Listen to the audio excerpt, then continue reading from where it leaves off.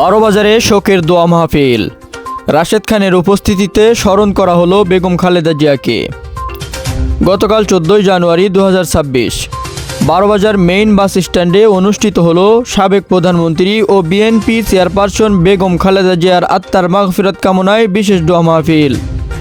দোয়া মাহফিলে প্রধান অতিথি হিসেবে উপস্থিত ছিলেন বিএনপির ভারপ্রাপ্ত চেয়ারম্যান তারেক রহমানের ঝিনেদা 4 আসনের মনোনীত ধানের শীষের প্রার্থী রাশেদ খান। তার সঙ্গে উপস্থিত ছিলেন কালীগঞ্জ উপজেলা বিএনপির যুগ্ম আহ্বায়ক হামিদুল ইসলাম হামিদ। এছাড়া অনুষ্ঠানেও অংশ নেন 9 নং বারোবাজার ইউনিয়নের সাবেক চেয়ারম্যান আবুল কালাম আজাদ সহ বিএনপি ও অঙ্গ সংগঠনের স্থানীয় নেতাকর্মীরা। দোয়া মাহফিলে বক্তারা বেগম খালেদা জিয়ার রাজনৈতিক জীবন, দেশ ও গণতন্ত্রের জন্য তার অবদান স্মরণ করেন এবং তার রুহের মাগফিরাত কামনা করেন। বক্তারা বলেন, সংকটকালে দেশ ও গণতন্ত্র রক্ষায় তার ত্যাগ জাতি কখনো ভুলবে না। অনুষ্ঠানের শেষ পর্বে বেগম খালেদা জিয়ার রুহের মাগফিরাত কামনায় বিশেষ দোয়া ও মোনাজাত পরিচালনা করেন সাইফুল্লাহ বিন বেলাল, খতিব, বারোবাজার মেইন বাস স্ট্যান্ড।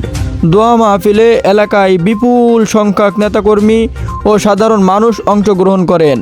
পুরো পরিবেশ ছিল শোকাহত এবং ধর্মীয় ভাব গম্ভীর্যে পরিপূর্ণ।